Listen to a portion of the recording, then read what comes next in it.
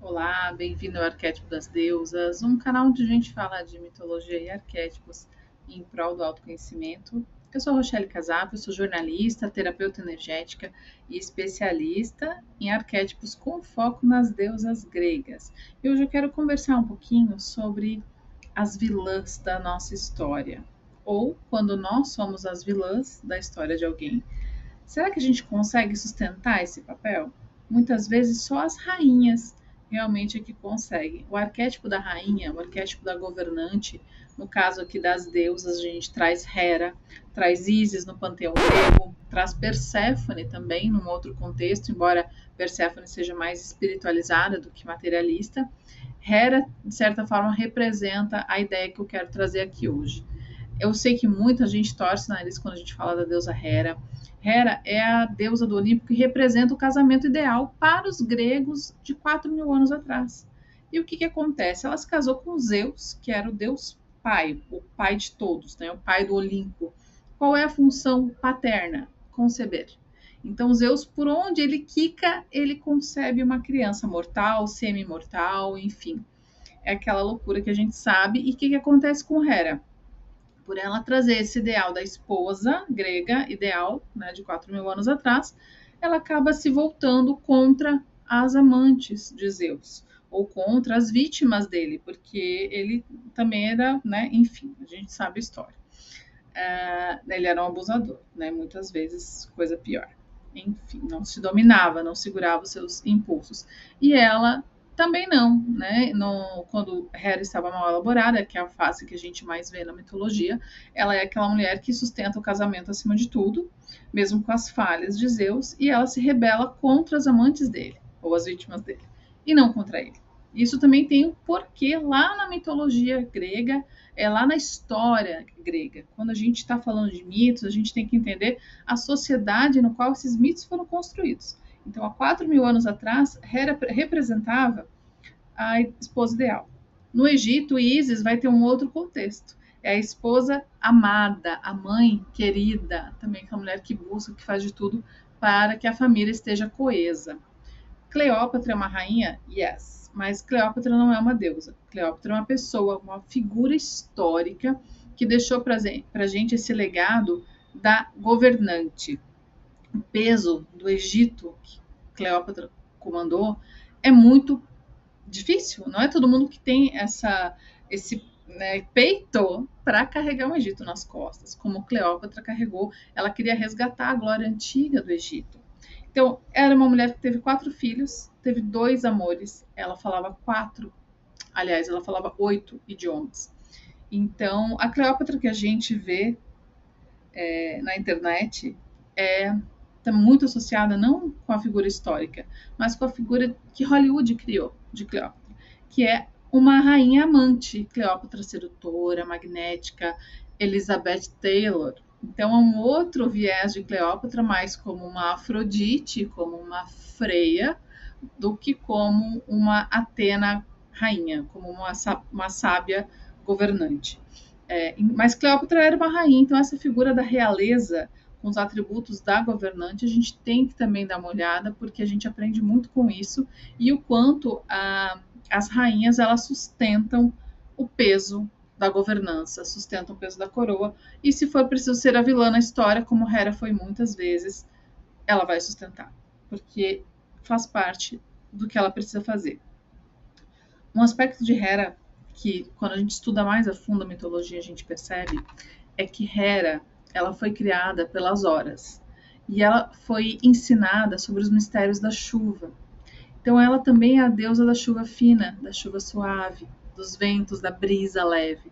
Esse viés de Hera, é claro que a gente tem que aprofundar mais, são muitas camadas que cada deusa traz, assim como cada arquétipo, enfim. Então, Hera não é só essa face megera que a gente tanto vê e já torce o nariz. Hera também é a deusa da chuva suave, que casou com o deus dos raios. A gente já vê também uma contradição, né? Enquanto ela traz a chuva fina, ele traz a intempérie, enfim, ele traz a chuva e a trovoada. Bom, falando agora da vilã, trazendo isso, nossa Hera vilã, as rainhas como vilã.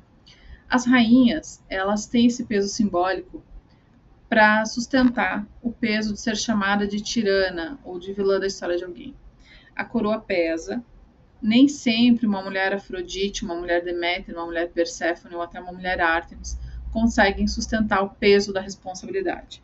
A Ártemis, no primeiro momento, ela pode fugir, se esconder no mato. Né? A Afrodite, ela cansa e não quer mais brincar disso. Deméter, ela vai, não sabe dizer não consegue pôr limite, e aí também não dá certo. Né? Na psicologia dos mitos, tá?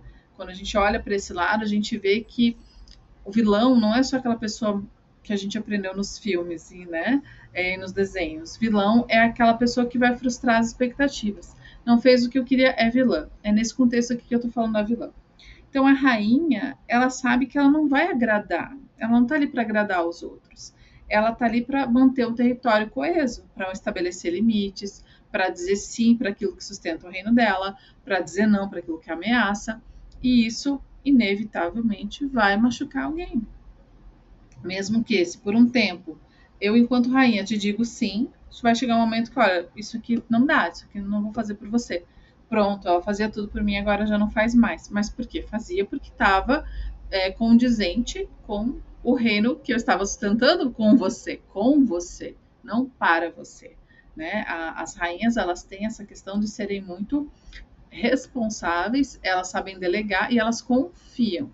Então, fidelidade, compromisso e lealdade, elas não abrem mão. Tá? Então, por isso que, às vezes, tua mãe vai te contrariar. Não tô falando de relacionamento tóxico, tá? Tô falando de frustração.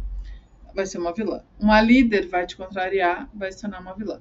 Mulheres soberanas, inevitavelmente, vão ser as vilãs na história de alguém. Você, com certeza, já foi vilã na história de alguém.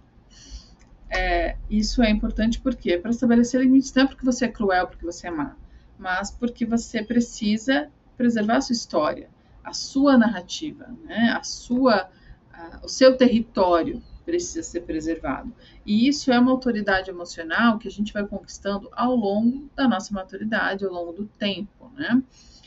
Porque é o seguinte, as pessoas não sabem lidar muito bem com frustração, Freud explica, né? Isso ao longo de muito, muito tempo. A gente estuda isso na psicologia, né? A questão das crianças serem frustradas desde cedo para aprender a lidar com situações adversas, né? As expectativas. Quebrar a expectativa do outro é muito ruim. Quando a gente tem a nossa expectativa quebrada, também é muito ruim. Então, a figura que sustenta a frustração, que não é só dizer não é só colocar um limite. Isso é fácil. A Artemis faz isso. O difícil é sustentar um limite. Perséfone também consegue dizer não às vezes.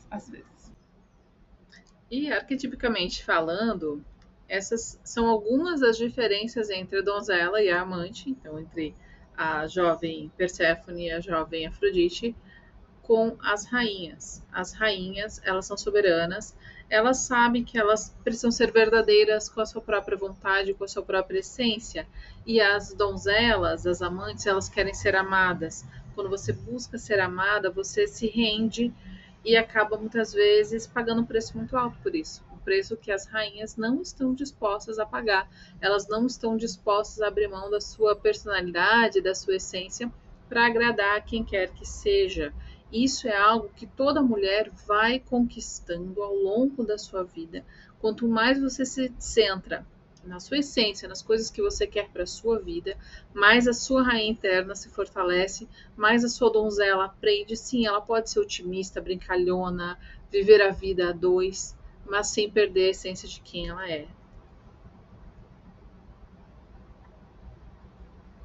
Justamente porque quando a rainha se manifesta, ela sabe que para não deixar de ser pequena, para deixar de ser aquela criança que precisa ser conduzida, ela paga um preço por isso, e muitas vezes esse preço é incompreensão, ingratidão, é ser a vilã da história de alguém.